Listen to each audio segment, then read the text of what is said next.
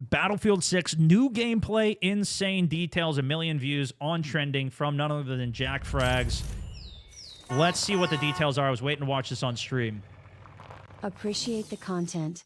Glad you're back, CO. Appreciate you, man. Good to be back. Since the reveal, there is a ton of new information and surprising details about the game. That's the rule. I've scoured the internet, read the blog posts, You have to hit space to land and when you today do that. I've got all of the most important news for you. Let's get into it now. Battlefield 6 on Steam has native Steam support and will not require the EA app. This was confirmed on the official website and also from DICE developer Kamal Ake. He also stated that it will use your Steam username. The new version of Portal. That means you don't need to connect to get onto the game. But I'm sure you can still connect your EA account if you wanted to. But that's great. Was shown and will Look at allow the players portal to create massively varied experiences from the base game. I'm so excited for this. We see the new Spatial Editor adding giant ramps into a map, creating what appeared to be an only up. So theoretically, you could. Well, this is also like Halo's Forge system. If you guys remember that, with like all the falling debris, you could only up it 2. But that's what it made me think of. But you could make an elevated. If you could put any of these assets, you could float it. Even if they don't give you a blank world to work in, you could just make a blank world up above the buildings and the skyscrapers. But this looks like a pretty damn fully customizable experience here. But I don't know. Obstacle course. We also see jet races and wingsuit style courses. Alexia Christofi, a producer at DICE, mentioned in an interview with Mirror Station USA that internally they had play-tested game modes with custom scripting and AI improvements, so you're able to make your own custom UI and improve how the NPCs behave and perform. There's a whole host of tweakables and mutators like the ability to do closed weapons, hardcore mode. Look at this, bro. There's tank rings that you're flying through. This is what I want to do. I'm going to do jet races like our death races that we do in Warzone. But I want to put platforms here so other players can go up with RPGs and try to RPG people out while they're flying through the rings and hit the checkpoints to do this. That'd be insane. Let alone all the other stuff we could do.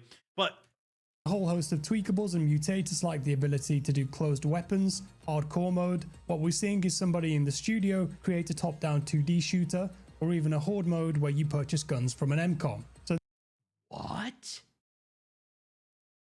If you could purchase stuff, I mean, what if you make a whole economy in this? Create a top-down 2D shooter, or even a top-down 2D shooter. Horde mode where you purchase guns from an MCOM. They do have a lot of customization already in Portal, in the 2042 Portal, where you can even set like, I think you can even set like scripted events and where enemies and AI come from and stuff like that. DayZ, I don't know if we can get such a big map to do some of those things, but who knows? So this is pretty wild considering how limited the original version of Portal was in 2042. I think a lot of people also just didn't use it to the full extent of what was even there. I heard of people making a red light, green light mode in that with like, you could do full if-then statements inside of it. I used it mostly just for basic, you know, actually not even basic, but you could set really custom rules on it with just sliders and stuff. But then there's also like coding that you could do it inside of even the current Portal. Hopefully this is more focused on the current actual gameplay and what you could do with it rather than like, they brought back like Battlefield 3, 1942, and older game modes and characters and stuff into this. I don't think we necessarily need all that where it's like, oh, what happens if 2042 characters go against Battlefield 3 characters, whatever. That seemed to be part of what they were going for. Maybe this would be more focused on the gameplay and just freedom to do anything. In Battlefield 6 Portal, based on what Alexia said here, it appears that the sky is the limit, letting players add geometry, script AI for single-player-like experiences, change camera positions, imagine a Desert Strike attack helicopter style game mode, third-person shooter battles perhaps, and things like a COD Zombies mode with rounds, hordes, and purchasable guns. If this all works as advertised, then it could be incredible for the game, allowing players to use a custom version of Godot for building their experiences. Fingers crossed that they deliver on all of this. Yeah, fingers crossed. In the multiplayer reveal trailer and additional footage, we can see soldiers deploying assault ladders. It looks like these can be used to cross gaps, acting as a makeshift bridge, but also when propped up against buildings, can be used to enter higher up windows. Yeah, so it could be used as a ladder as well, they mentioned in one of the posts. So you see this guy's actually in animation climbing, and then this is just a ramp that you can run up and still shoot while you're climbing it as well. Allowing for flanking opportunities that have not been possible before in previous Battlefield games outside of It's going to be for the assault class. It appears it can be deployed on assets too, like the top of the car, for example. Oh, that's sick. This could be a game-changing gadget for the assault class, and I imagine a bit of a headache for DICE because I'm sure that you could use this to get into plenty of positions that you weren't really supposed to be. Battlefield design director Shashank Uchil commented on skins and cosmetics in an interview with this is big. BubbleTap.com. He said, "It has to be grounded. That is what BF3 and BF4 was. It was all soldiers on the ground. It's going to be like this." Uchil said, pointing at the key art featuring soldiers in soldier gear looking out over a war-torn New York City. What he about added, Ninja "I don't Turtles? think it needs Nicki Minaj. Let's keep it real, what keep it about grounded." Nicki? Good to hear that. Hopefully that trend continues throughout the live service of the game, and DICE realize how sought after the authentic military aesthetic in current first-person shooter games is. David Serland, senior producer on the game, elaborated on this in a comicbook.com interview. "That's also a part of the class identity, how you look, probably more how you think you look than how you actually see someone. I'm a streamer, We have I the need shoulder Nicki identifier Minaj. for classes, like with Recon, it's 3 antennas near their shoulder, similar to Battlefield 3. He continued to say certain aspects of different classes aren't allowed to be interchangeable to avoid confusion. This is something, too, that I've seen complaints for by, like, I saw Westy did a post we looked at earlier saying that, like, instantly identifying classes seems like it's a problem. And the more that they add these different skins, that even if they're within the game of realism and, like, within the style of the game, it's still going to be harder to differentiate. I saw some people saying that it was like, if you get this pack, it's only going to be for NATO, or the other one's going to be Pax Armadas, the other faction. But I don't know. I don't know if this is a skill issue on my behalf. I never can tell the difference between all the characters anyways. So, yeah, maybe I should have been paying attention to which class is which. For example, there's a ghillie material on the Recon skins, and they're not used on the other classes. Yeah, it's to like really a emphasize shoulder. the differences.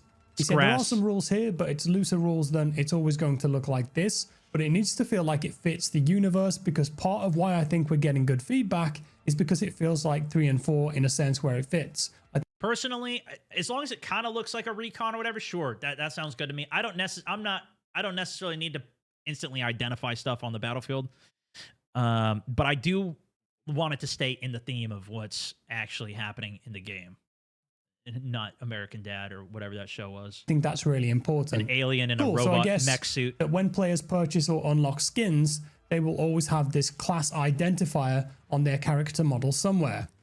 There are plenty of other additional details in the footage that they released too. Here we can see a Recon player has deployed a very detailed decoy soldier behind I a never shield. saw that. Usually when enemy players fire at these, they are automatically spotted for their mistake. And usually the dummies are really dumb.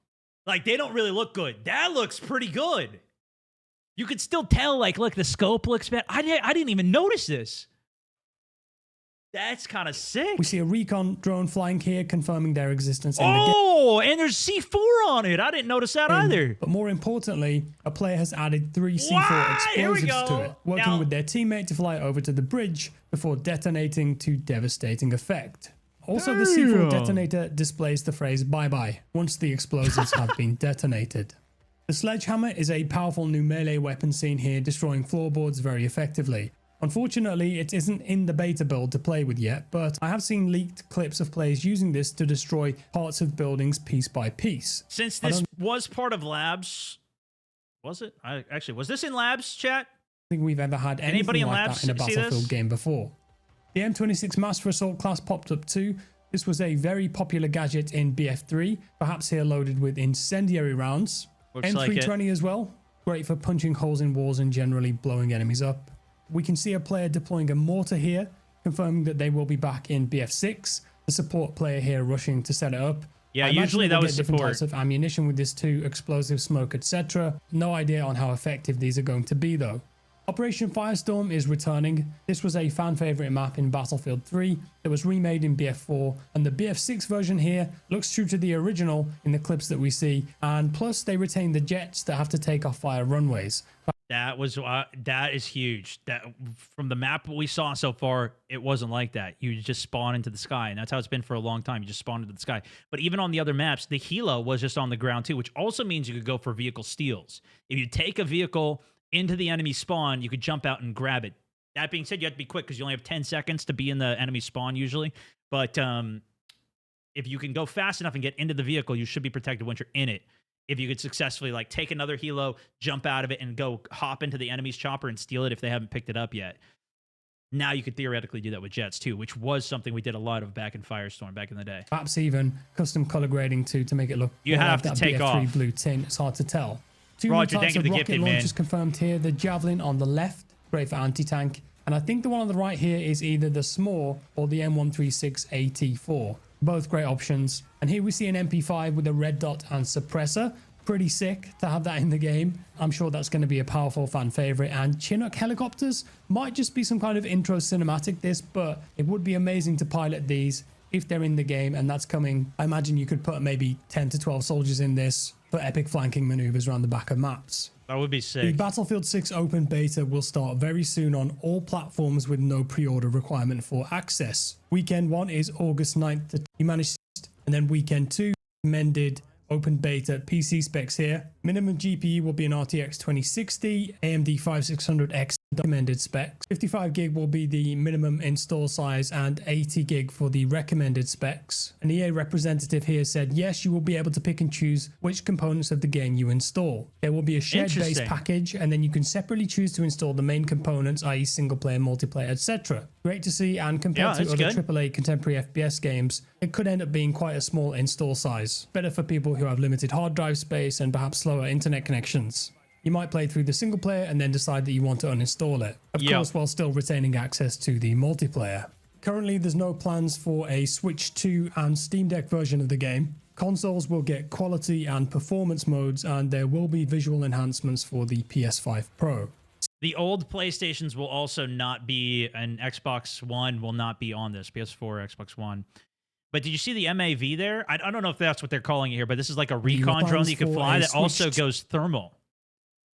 And this would be huge for spotting. We didn't get to see this in the event either. Version in the beta. Game. Consoles will get quality and performance modes, and there will be visual enhancements for the PS5 Pro. 60 FPS is the target, but with performance modes, it could be possible to get more. That's the target designator. So if you've got that on them, then other vehicles with like laser guided missiles or lock-ons can essentially lock onto a target designator as well. This was confirmed by Florian Lebian in an interview with Tech & Co. There will be 9 maps and 8 modes at launch of the game on October 10th. The game modes are Conquest, Breakthrough, Rush, Escalation, Squad Deathmatch, Team Deathmatch, King of the Hill, and Domination. Escalation is a new game mode, and in a couple of interviews that I've seen with Vince Ampella and Byron Beatty, both of them said that they've been having a blast playing this in the studios, and it's kind of a new twist on Conquest. So it might start with all of the capture points available, but as the game goes on, the number of capture points are reduced, and it consolidates the battle at the end. The way that it was explained to me was like at the very end of it, it goes down to like, let's say there's 3 points. Once one of them's captured, then it goes away, and then there's 2 points. And then once one of those is captured, it comes down to 1 point, and it's all out. Like everybody's fighting to try and clutch and get the last point. I don't know how this is going to differentiate. Like if a team already has a bunch of it, but it starts as like a bigger conquest map. If it starts like that, and say one team's got like a 500 ticket lead or something, maybe you start with by already having more captured. You only need to cap 1. The other team needs to cap more. We'll see. But I was talking with some of those guys on it, and they seem very excited for this mode, which is interesting. Kind of gives you some of that BR feel, not really, but you know what I mean. But it leads to more of a clutch game more often. Was what they said. But it was like the condensing is what made me think of that. But that might be too much because you're still gonna have 32v32 fighting for these smaller objectives. I don't know how it's gonna play. I haven't seen it. Some people are telling me they got to play it in labs earlier. I haven't seen it yet. Imagine that over time the map gets smaller and smaller, increasing the intensity of the combat, the number of vehicles, etc. Same with King of the Hill. To lock down 3 objectives will win. Sounds pretty intense. The launch maps are as follows: Liberation Peak, Empire State, New Sobek City, Manhattan Bridge, the Iberian Offensive, Mirak Valley, Siege of Cairo, Saints Quarter, and Operation Firestorm. No word on how many new maps there's going to be in live service yet, but I would hope that it's going to be more than 1 per season that we saw in 2042. Same. Ideally, I'd like to see 3 or 4 per season if they're up to a good standard of quality. Please. I think realistically, we might see 2. Yeah. In terms of seasonal events for the game, there was an event in Hong Kong yesterday, and a couple of DICE developers were there. Jack here said on Reddit, we will have numerous seasonal events, and we've invested heavily in them. We've already shown some of them, so stay tuned for more to come. Anna, another dev there, said our goal is to keep the game fresh and engaging, and we'll continue to introduce new modes, weapons, and maps. In regards to adding more classic Battlefield maps, Jack said we've added Portal to the user experience, which allows players to create their own game ideas and builds. As for whether we'll be introducing more classic maps or weapons in the future, unfortunately I can't reveal much at this time. Anna said in reply to this, you won't be able to play them in today's event, but there will be a classic map Firestorm in Battlefield 6. We'll introduce classic builds or maps based on fan and player requests. Of course, we have so many options, and we want to choose the best possible ones to bring back the good old days of playing Battlefield. Bro, they could get so many free wins for just releasing so many of these old maps. Like when Battlefield 4 first came out, everybody uses it as the example because it works so good, but they released, I forget what it was even called, but it's 4 maps came out in the first month that were all Battlefield 3 or even older maps that they brought back right away, and it was so much extra content. Literally any of those. But it does look like Firestorm is slightly upgraded in some ways. Like some of the canisters explode and blow up. Currently in Portal in 2042, you can play Caspian Borders there. One of the one by the water, that's the bay or the coast or whatever. That's the Bad Company 2 map where like everything can be completely floored. That's in there. There's like a jungle map from Bad Company 2 as well. Gulf of Omen. I don't know if that one was what it was called. But yeah, they're going to at least have Firestorm. And if people can make their own map set, I don't know if it's going to be that level of detail, though. Anyways. This is interesting, and it says to me that yes, there will be more remakes of classic Battlefield maps in the live service. Which ones would you choose? Let me know down in the comments below. I'd hazard a guess that we'll see Operation Metro returning at some point. Some of the best BF3 maps in general, I think, would fit pretty well in this game. Yep.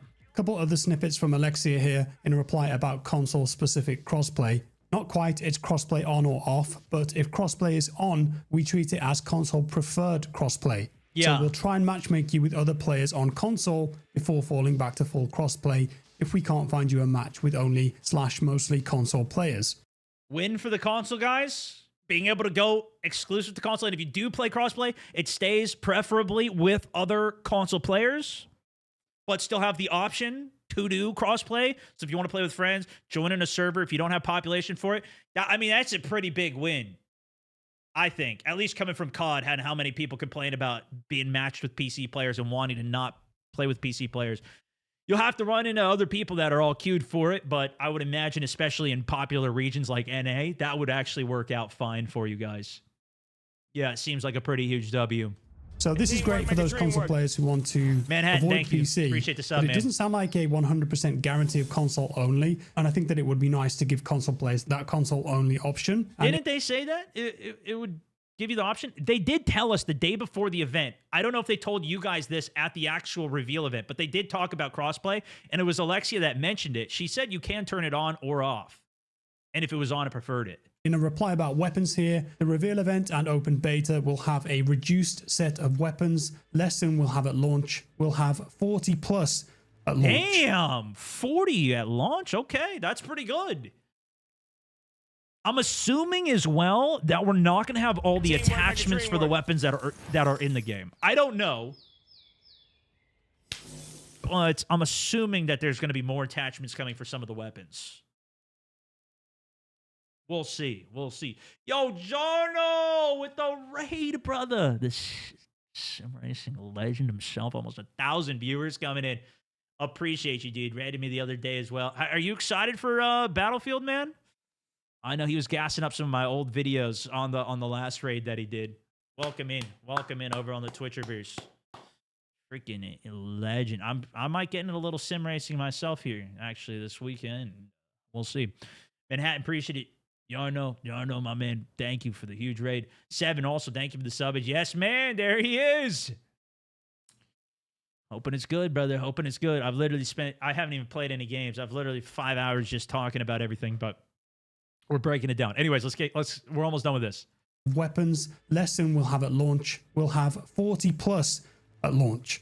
Pretty decent number of weapons for launch, I think, and the same for vehicles. Yeah, that's pretty good. Replied yes to a question, will there be more than what we see in the beta? I think that's kind of obvious, right? We haven't. The same thing, the vehicles, we literally only saw what the default set attachments were for that or customizations. There's got to be more options for the customization of it. Loving the CO videos, my man. Hey, hopefully I can do it. Hopefully we have voice chat this time so I can actually do some more of them. We haven't seen the little bird. We haven't seen different types of transport helicopters, different types of jets, I think. There's pictures of rib boats floating around too, so I imagine that naval combat will be coming down That was the a big line. question people At the had. end of the event, we got to see a teaser.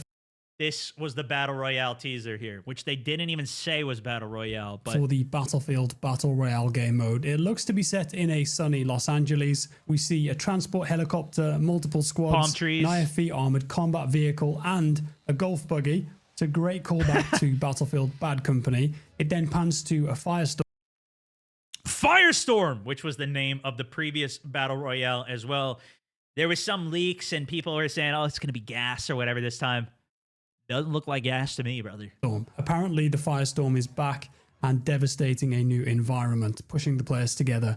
Then it confirmed that the Battle Royale will be coming to playtest in BF Labs soon. Yeah. There's been rumors that EA want to see 100 million players for Battlefield. I'm not sure that's attainable, but a free-to-play Battle Royale will definitely help in that regard if it's fun to play and offers comprehensive live service updates.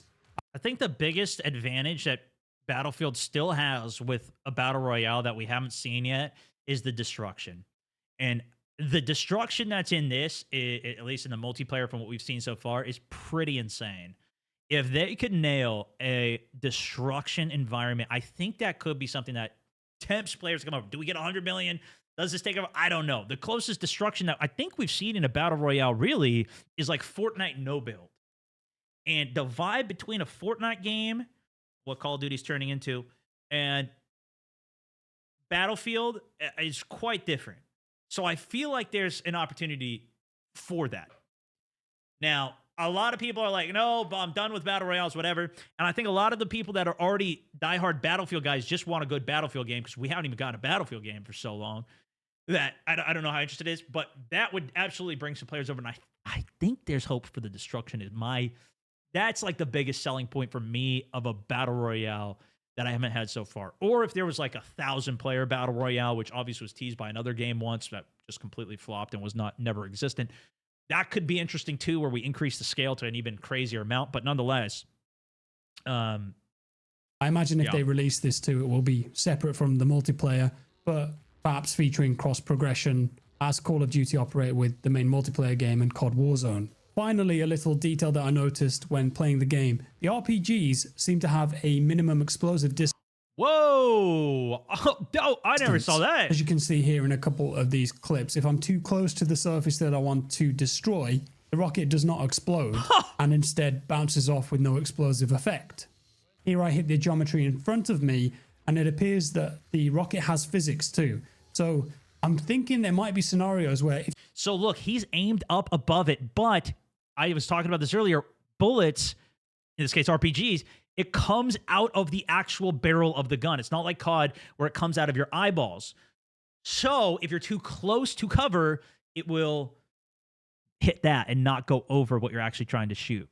If you're close enough to a player, you could fire this at them and kill them without it ever exploding. Perhaps even bounce it off a wall and do the same if they're close enough. Pretty cool. And with that said, that's all that I've got for today, folks. Do let me know if you found out any more information in the comments. I'm sure that we'll I learned over the coming weeks. Did you of course, learn? I'm going to be playing. Give it a like. Make sure you subscribe to Jack. I'm not logged in on anything right now. In a few days' time. Make sure to check it out for yourself. Anyone can get it, as far as they've said. You don't need to put any money down, anything like that. Play it, see how you feel, and then decide, okay, maybe I'll pick this up or not. I'd advise to wait for release because we don't know how the launch is going to be, and the last couple of launches have been real bad. So keep your wits about you. That's all. It's a very strong first impression, though, for me, based on what I played in the beta. And the fact that they're making this so that it's not pre-ordered to get in. Like they clearly have seen the millions of comments and likes on those comments of people saying, don't pre-order the game.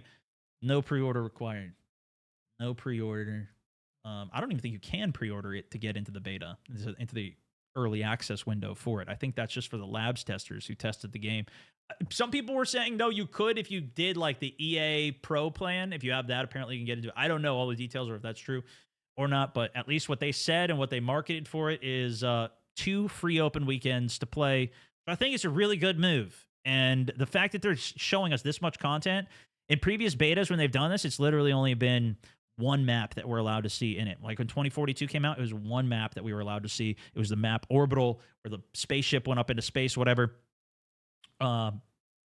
Which is interesting to see. But again, we'll have to still see what happens at launch, too. I wanted to say a big thank you to you guys for tuning in. The video that I released from the capture event has done amazing. I'm very grateful for I didn't get to watch that one yet. Checking it out, leaving comments and watching that. I tried to fit in as much stuff as I could. And then, of course, the stream that we did shortly after the video. This one said new gameplay, so concurrent people watching, which just crazy. Let's go, Jack! Supporters. I couldn't go to events like that if you guys weren't here supporting me. So thank you once again. It means a lot to me. Subscribe if you're new here. Drop me a like if you enjoyed the video. Dislike if you didn't, and I'll see you next time. Bye-bye. I'm sure everybody watching knows Jack's videos here, but we'll just, I'll put the link in the description as well, just in case you guys don't. Legend. Great video. We learned a couple new things there. That was good. That was really good.